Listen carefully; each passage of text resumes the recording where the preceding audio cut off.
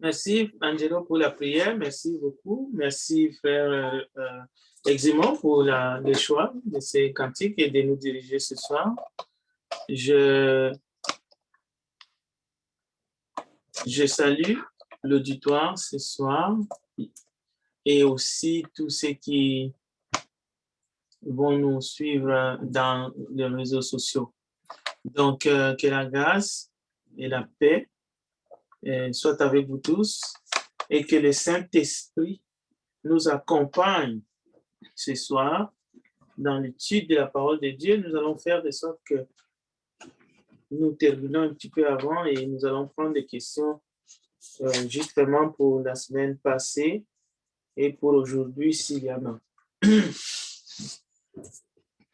Cherchons dans la parole de Dieu l'Évangile selon Matthieu. L'Évangile selon Matthieu, chapitre 1, et le verset 18 jusqu'au verset 25.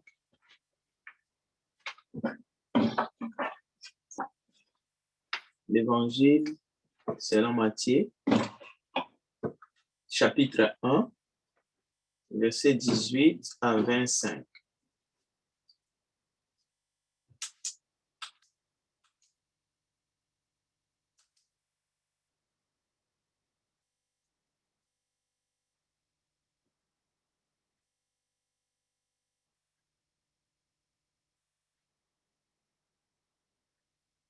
Voici de quelle manière arriva la naissance de Jésus. Marie, sa mère, ayant été fiancée à Joseph, se trouvant enceinte par la vertu du Saint-Esprit, avant qu'ils eussent habité ensemble. Joseph, son époux, qui était un homme de bien et qui ne voulait pas la diffamer, se proposa de rompre secrètement avec elle. Comme il y pensait, voici un ange du Seigneur lui apparut en songe et dit: Joseph, fils de David, ne crains pas de prendre avec toi Marie, ta femme, car l'enfant qu'elle a conçu vient du Saint-Esprit. Elle enfantera un fils et tu lui donneras le nom de Jésus. C'est lui qui sauvera son peuple de ses péchés. Tout cela arriva afin que s'accomplisse ce que le Seigneur avait annoncé par les prophètes. Voici, la Vierge sera enceinte, elle enfantera un fils et on lui donnera le nom d'Emmanuel.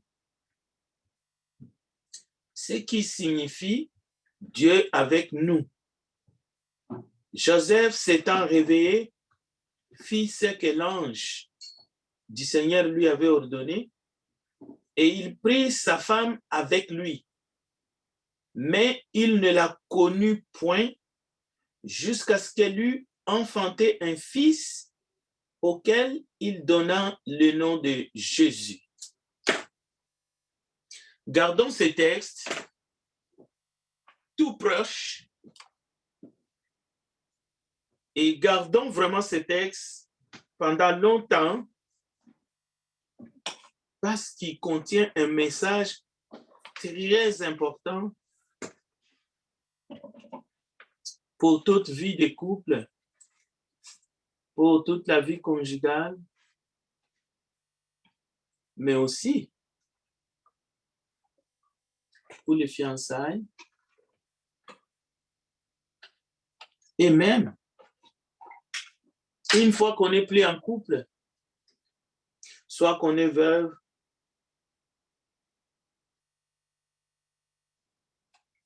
ce message est toujours et sera toujours d'actualité.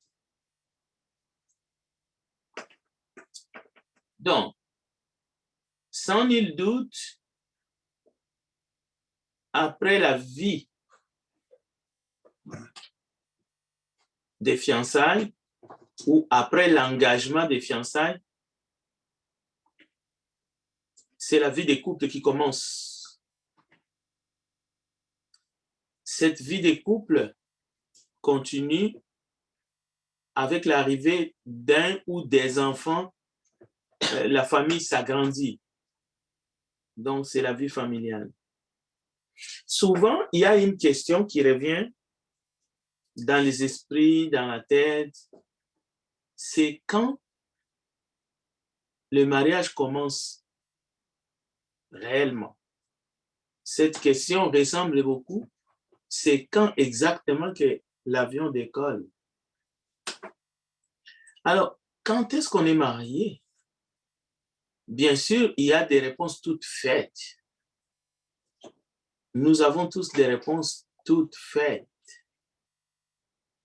Il y en a qui, sans réfléchir, c'est les jours qu'on se passe la bague au doigt. Mais vous savez que dans ce monde-là, il y a des gens qui se passent la bague au doigt avec 8 enfants, ou bien même avec, avec la même femme. Ils ont déjà 8 enfants et puis on se passe la bague au doigt.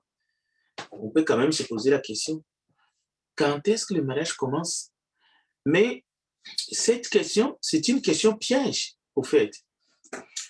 Je remarque tout simplement ce que l'ange dit à Marie, et je vous fais remarquer.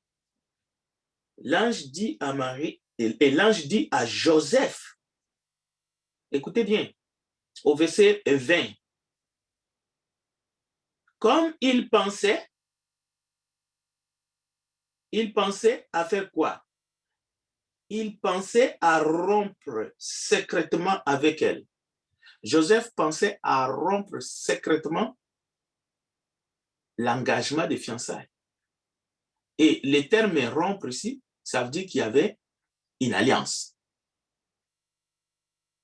Donc, que l'Esprit nous ouvre les yeux pour sortir définitivement avec tout ce que le monde, les traditions du monde nous a fait gober, mais bêtement. La parole nous enseigne l'idéal, la volonté de Dieu. Et par 2 personnages de qualité. Et nous verrons, parce que la Bible est en train de les décrire, un homme de bien, en face de lui, il y a une femme qui craint Dieu et qui est pieuse, c'est-à-dire qui a des bonnes habitudes, qui pratique sa religion, qui a une relation avec Dieu. C'est pour cela que l'ange est envoyé directement vers lui, vers elle. L'ange n'est pas envoyé par un intermédiaire. Non, non, non. Il n'y a pas d'intermédiaire entre l'ange Gabriel et Marie. L'ange ne va pas demander la permission à son fiancé, comme vous savez dans notre monde aujourd'hui. C'est qui accepterait que quelqu'un parle avec sa fiancée sans son autorisation? C'est comme si on allumait le feu dans une forêt. Alors, qu'est-ce que l'ange dit à Joseph? L'ange dit à Joseph, fils de David, ne crains pas de prendre avec toi Marie, ta femme, car l'enfant qu'elle a conçu vient du Saint-Esprit. Et puis, il y a les instructions. Maintenant, la question, quand est-ce que le mariage commence véritablement? Est-ce que c'est par l'engagement des fiançailles? Est-ce que c'est par un engagement entre 2 personnes qui décident de se fiancer l'un à l'autre et de se faire promesses qui sont en route vers le mariage? Parce que quelqu'un ne dira pas ce soir, au fait, ne tentera même pas et il ne réussira pas de me calomnier en disant que je viens avec un nouveau enseignement, en disant que lorsque 2 personnes sont fiancées, ils sont déjà mariés. Parce que le texte dit, dans cet engagement de fiançailles, Joseph et Marie, au fait, Joseph n'avait pas connu Marie. Et ça ne va pas se limiter là. Ils étaient fiancés, ils étaient engagés. Marie était la femme de Joseph, mais Joseph n'avait pas encore connu Marie intimement. Et lorsque Marie, maintenant, reçoit cette promesse d'enfanter les sauveurs du monde, Emmanuel, Dieu parmi nous, ce qui est très intéressant, c'est au verset 25, c'est-à-dire Joseph, bien que il va prendre maintenant, parce que le verset 24 est clair. Écoutez, Joseph s'étant réveillé, ce n'était pas une vision en live, ce n'était pas Dieu entre dans une maison ou bien Dieu entre dans je ne sais pas moi, dans une pièce où Joseph était réveillé, comme certains racontent, Dieu m'est apparu. Non, non, non, non, non, non. Le texte dit, Joseph s'étant réveillé. Donc, Joseph était endormi. Joseph a fait un rêve. Imaginez, il donne l'importance à ce qu'il a vu dans un rêve. Aujourd'hui, on peut rêver ce qu'on veut. Soit on oublie parce qu'on était bourré, soit on se rappelle de ce qu'on a rêvé, mais on dit, ce n'est qu'un rêve. Est-ce qu'on peut se fier à un rêve? Ça peut que ça ne vient même pas de Dieu. Alors, eux, ils étaient en relation avec Dieu. Ils ne pouvaient pas penser que ça pouvait venir du diable. Et surtout que Marie voyait déjà des changements dans son corps. Et aussi, Joseph avait déjà constaté qu'il y avait des changements dans le corps de sa fiancée, tout en étant conscient, moi, je ne l'ai pas touché. Ça ne peut pas venir de moi, ça vient de quelqu'un d'autre. C'est pour cela qu'il a voulu rompre secrètement. Alors, écoutez bien le verset 24.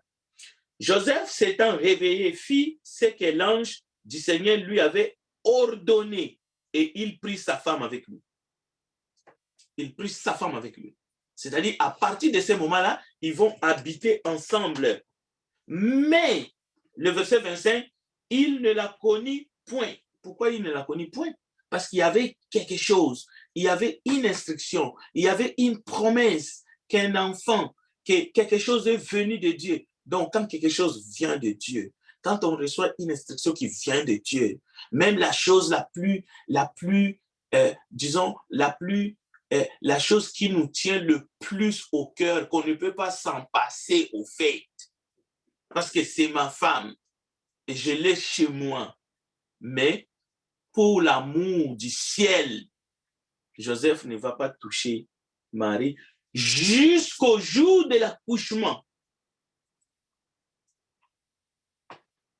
Donc, ce sont des personnes de qualité, des personnes qui peuvent se maîtriser, des personnes qui peuvent dompter les passions, les désirs de la chair. Donc, ce n'est pas impossible. Les discours, ah, non, c'est pas possible, comment est-ce que vous faites? Pour le planning familial, il faut sûrement aller prendre des trucs, il faut faire des barrières. Non, non, non, non. Ça, c'est encore une fois, laisser la chair nous conduire. Parce qu'à ce moment-là, nous rentrons dans des zones dangereuses même, où on va faire des choses qui vont compromettre même notre foi ou qui peut causer la mort. Donc, c'est pour cela que j'ai dit, nous avons ici deux partenaires, deux personnalités qui nous sont présentées et en toute humilité, on doit reconnaître que c'est des personnes comme nous en chair, avec du sang rouge, mais qui respectent Dieu, mais qui se respectent aussi eux-mêmes, qui ne prennent rien à la légère. Donc, après les fiançailles, c'est la vie du couple qui commence, mais l'engagement commence depuis les fiançailles. Et on suit les instructions du Seigneur dans les fiançailles, comme on continue à les suivre dans les mariages, tout en reconnaissant que Dieu est un Dieu miséricordieux qui nous aime et qui est là pour nous enseigner, pour nous accompagner. Alors, nous allons rappeler encore un autre texte, parce que nous sommes toujours dans Marie et Joseph. Matthieu chapitre 19, je demande à notre sœur Gloria de l'afficher. Matthieu 19, Nous allons lire seulement le verset 3 au verset 6. Je demande à quelqu'un qui trouve de la lire rapidement. Notre temps s'écoule. Je veux m'arrêter plus tôt, comme j'ai dit ce soir. Matthieu 19, verset 3 à 6.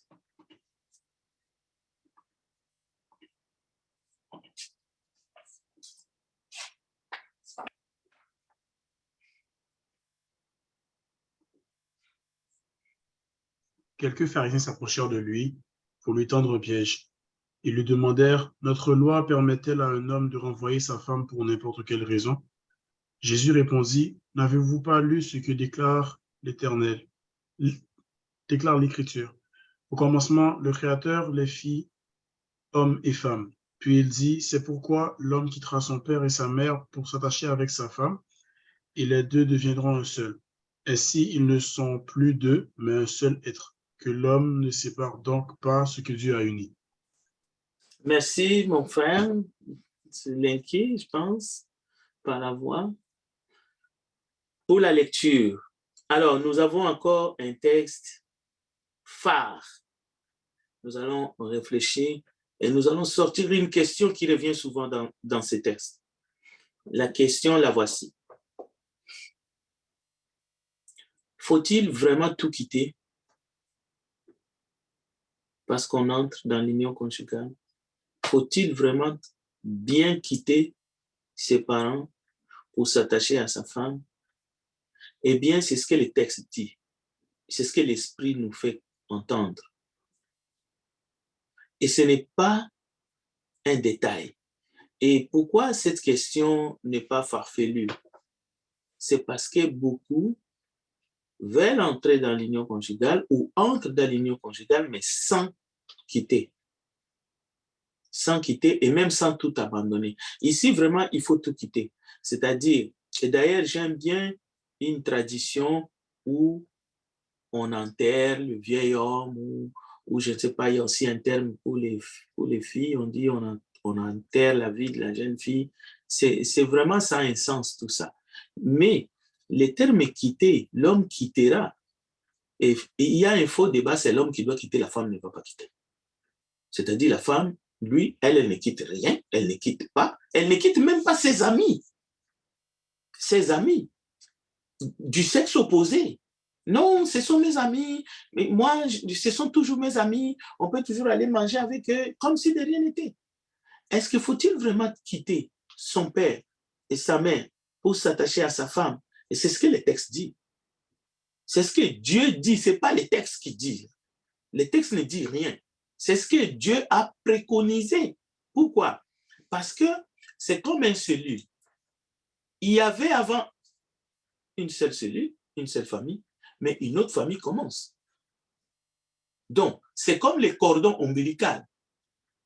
Lorsqu'un enfant vient au monde, il est attaché à sa maman à l'aide d'un cordon ombilical. Mais il faut qu'on coupe le cordon ombilical. Maintenant, il ne s'agit pas de jeter comme les babouches, ou bien il ne s'agit pas d'abandonner dans le sens de... Non, il s'agit de quitter. Cela veut dire quitter dans le sens des responsabilités, dans le sens de nouvelles responsabilités, mais dans le sens aussi de s'abandonner à l'autre. C'est-à-dire les deux fiancés s'abandonnent l'un et l'autre. Ils s'abandonnent. Tu t'abandonnes entre les mains de ton partenaire et lui aussi, il s'abandonne entre tes mains. Mais en réalité, vous vous abandonnez les deux parce que vous n'êtes plus deux, comme notre frère vient de nous lire. Vous n'êtes plus deux, vous êtes un. Cela veut dire que vous deux, vous vous abandonnez entre les mains du Dieu créateur qui vous a créé, qui a institué le mariage. C'est ça les points. C'est ça que ça veut dire. Une seule chair. Mais aussi, c'est ça que ça veut dire seulement, il faut que ça soit en Christ. Parce que tu peux t'abandonner à l'autre. Et l'autre peut s'abandonner à toi, mettre sa confiance, tout ce que vous voulez. Mais si vous deux, vous ne faites pas un pour vous abandonner entre les mains du Seigneur Jésus, vous n'avez rien fait. C'est ça que ça veut dire en Christ. Il faut que ça soit dans le Seigneur. Vous allez vous abandonner à qui? Mais à celui qui a institué le mariage. Mais si chacun pense de sa manière, chacun pense de sa façon, sur les choses les plus importantes qui concernent votre destinée spirituelle, mais vous allez vous abandonner à qui? Vous allez vous abandonner. Jésus a dit, entre tes mains, Père, je remets mon esprit. Maintenant, les termes de tout quitter ici, quitter son Père, parce que, vous savez, quand nous sommes enfants et que nous grandissons, nous n'avons pas encore l'âge de la raison. La Bible dit que l'enfant est sanctifié par les parents. Et à un moment donné, on est toujours sur le toit paternel. Mais lorsqu'on entre dans la relation des fiançailles et qu'on entre dans la vie conjugale, à ce moment-là, on doit quitter. On n'est plus sous la protection ou sous la bénédiction parentale. Vous devez vous abandonner l'un à l'autre et vous devez faire confiance au Seigneur. C'est pour cela qu'il faut que ça soit dans le Seigneur. Mais parce que si vous vous opposez, c'est terrible. C'est terrible. Bien. Alors, nous avons vu et nous rappelons que Marie craignait Dieu. Cela veut dire aussi, elle observait les lois de pureté, mais dans tous les sens. Pureté du corps. Elle observait, on vient de voir. Joseph aussi était un homme de bien. Joseph conservait son corps pur. On voit que les deux étaient fiancés, mais ils observaient les enseignements de l'Éternel. Et lorsqu'ils reçoivent l'instruction de l'ange, Joseph n'a pas touché Marie jusqu'à ce que l'enfant qui est venu d'en haut va naître, mais c'est après qu'ils vont vivre leur vie, disons, sentimentale, où ils vont consommer leur mariage et ils vont avoir d'autres enfants. Alors, Marie, comme les disciples que nous sommes, nous devons respecter aussi les lois, les consignes sur le mariage, sur les fiançailles, sur le mariage, et nous verrons quelques exemples. C'est-à-dire éviter l'impudicité, la débauche. Comme Marie, les disciples doivent aussi s'abstenir des animaux étouffés, la viande qui contient encore les sangs, la viande étouffée. C'est dans les textes bibliques, Actes chapitre 15, versets 20 à 21. Donc, il y a des choses qu'il faut respecter. Et il faut respecter la volonté de Dieu par rapport au culte. Il y avait un culte ancien, un culte nouveau. L'adoration. C'est pour cela que l'ange devant Marie, vous savez, le cantique de Marie, l'ange reconnaît les petites actions de Marie dans la vie quotidienne. Voilà ce qui est important. Voilà. Maintenant, est-ce que de nos jours, on pense à tous ces détails? Lorsqu'on pense à Marie et Joseph, est-ce qu'on pense vraiment à tous les détails, à tout ce qui leur est arrivé, à tous les enseignements, les instructions, tout ce que les deux ont fait pour être un bon couple, déjà dans les fiançailles, et malgré l'épreuve de la naissance de Jésus, ils ont passé ça. Mais attendez, la preuve, Marie s'est abandonnée à son partenaire, Joseph, et Joseph aussi. Lorsque Jésus est né, l'ange revient encore dire à Joseph, quelqu'un va porter atteinte à cet enfant. Il faut fuir. Joseph ne va pas demander conseil à son père. Marie ne dit pas à Joseph, attends d'abord, il faut que j'aille voir maman, parce que ma mère, il faut qu'il sache ce qui se passe, sinon elle va être fâchée. Non, Joseph écoute l'instruction de l'ange, il prend sa femme, il met sa femme sur un âne, et puis il prend le bébé, il les met, ils partent. D'ailleurs, s'ils avaient traîné, c'est lui qui cherchait de porter atteinte à l'enfant, les aurait trouvés, et ce serait tout la faute de Joseph. Donc, c'est ça que ça veut dire. Nos parents restent toujours nos parents. Mais à un moment donné, notre référence, c'est Dieu et sa parole. C'est Dieu et sa parole. Notre guide devient la parole pure de Dieu. Donc, maintenant, il y a cette culture, comme j'avais promis, que je parlerai un peu de la dot. Parlons-en. Il y a ceux qui pratiquent la dot aujourd'hui en évoquant la Bible. C'est là que les problèmes commencent. Si vous pratiquez quelque chose, vous ne justifiez pas la chose par la parole de Dieu, personne va dire un mot. Nous ne parlerons pas de vous, au fait. À la limite, on va vous prêcher l'évangile et quitte à vous d'obéir à l'évangile ou non. Bon, les gens qui évoquent la dot en citant les livres de Lévitique ou le peuple hébreu, écoutez, la dot ne concernait pas n'importe qui. Dans la pratique de la loi, dans l'Ancien Testament, dans les livres de Moïse, la dot concernait les filles vierges, c'est-à-dire ceux qui arrivaient vierges au mariage. Donc, c'était un geste symbolique pour honorer surtout les parents. C'est les parents qui étaient honorés parce que si on constatait que la fille, les premiers jours de nuit, la fille n'était pas vierge, les parents avaient pas mal de problèmes et le mariage était annulé. Donc, les parents qui donnaient en mariage leur fille dans la virginité étaient honorés et le mariage était scellé à cause de ce signe-là, justement. La première nuit des noces, s'il avait la preuve qu'il y avait du sang sur les draps. Donc, c'est un mensonge d'enseigner que l'homme doit payer la dot aux parents pour honorer sa femme. Premier mensonge. Parce que la femme n'est pas une marchandise. Maintenant, ceux qui ne pratiquent pas la dot vont crier victoire. Ah, nous sommes les saints. Nous, au moins, on n'a jamais, nos ancêtres n'ont jamais pratiqué ça. Mais on voit qu'il y a dans la Bible une dot symbolique qui est citée dans la Bible, qui n'a rien à voir avec avec la pratique, disons, moderne de la dot aujourd'hui. Parce que voici une question qu'il faut se poser. À qui Adam avait payé la dot pour prendre Ève en mariage? À qui il a fait ces paiements?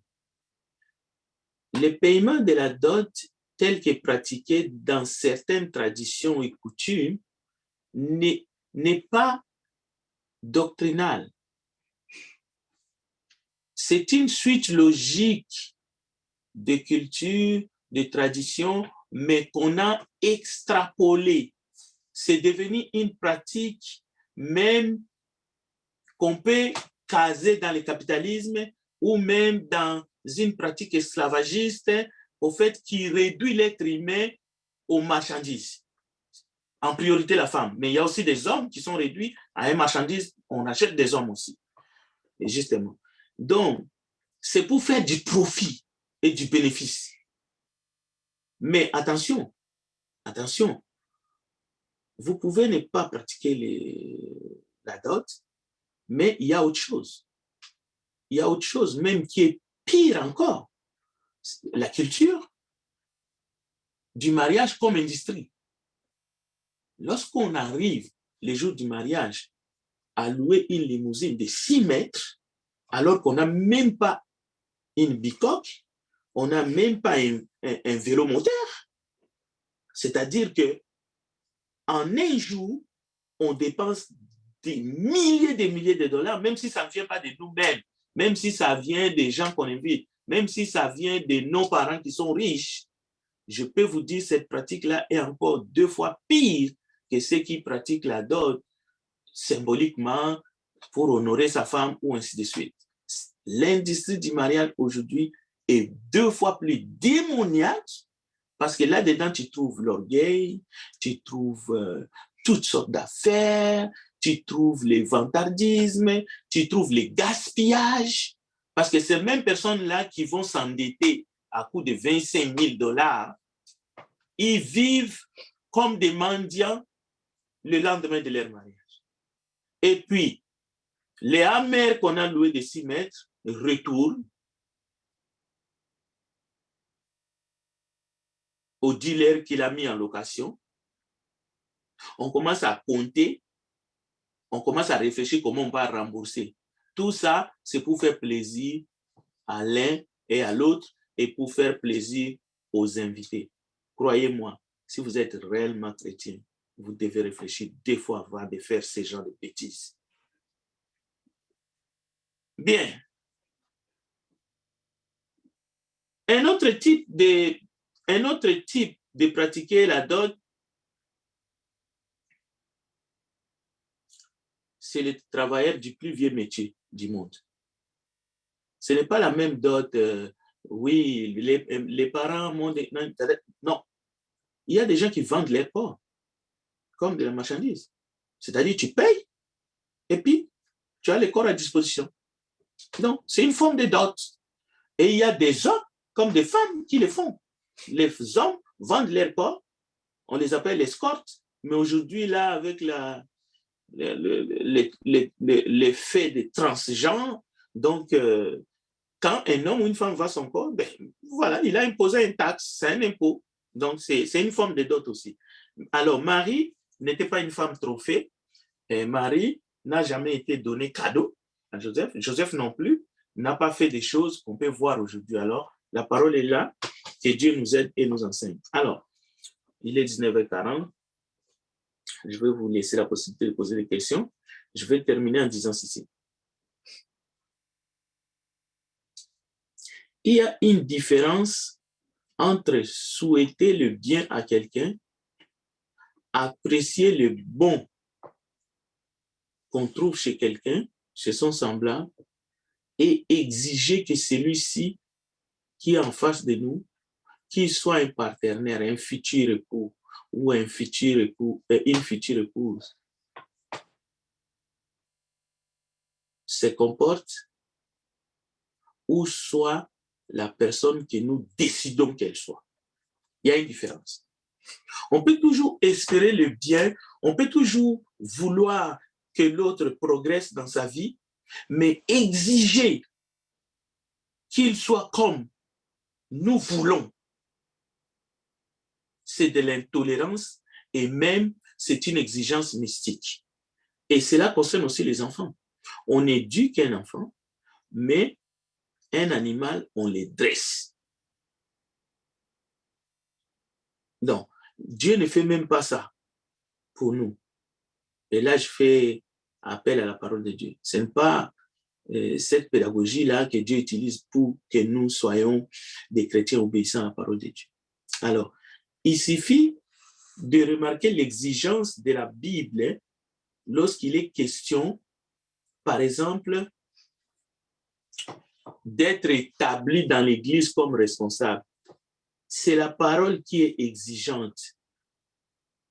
Dans Tite chapitre 1, si quelqu'un aspire à la charge d'évêque ou même de serviteur diacre, il faut qu'il soit irréprochable, mari d'une seule femme, ainsi de suite, qu'il élève bien ses enfants, ainsi de suite. Nous venons d'entendre que Joseph était un homme de bien. Marie craignait Dieu. Elle était pieuse. Mais je ne pense pas que Joseph avait mis la barre tellement haut pour dire, écoute Marie, toi là, si tu n'atteins pas mes exigences, je te laisserai tomber. Si Joseph a voulu rompre discrètement, c'était vraiment pour quelque chose de fort. Et on connaît ça. Ce n'était pas des critères qu'il a établi, une liste de choses. Non, ce n'était pas ça. C'est pour ça que j'ai dit, les désirs que l'autre progresse, qu'il soit quelqu'un de bien, comme Joseph, c'est tout à fait noble. Mais placer la barre avec des exigences, c'est ça ou rien. Non, là, c'est ça que nous sommes en train de décrier. Mais nous ne sommes pas en train de dire que l'autre doit être un vil type. Non. 1 Timothée chapitre 3, verset 8. Je pense à moi.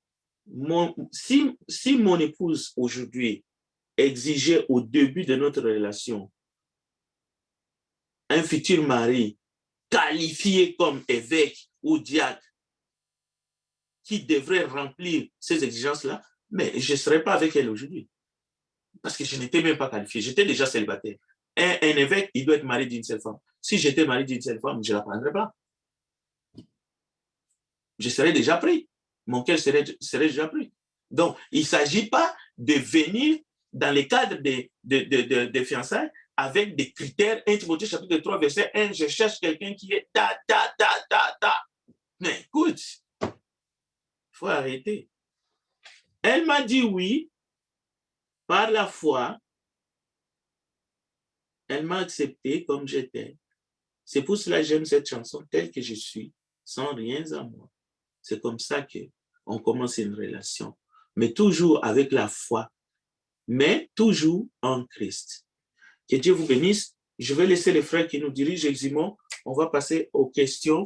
Et je vous dis déjà qu'il y a une question.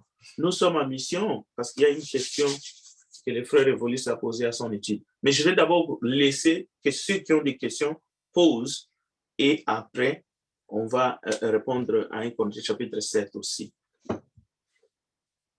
Merci beaucoup, frère Frédéric. Et nous allons pouvoir continuer. Est-ce qu'il y a des questions?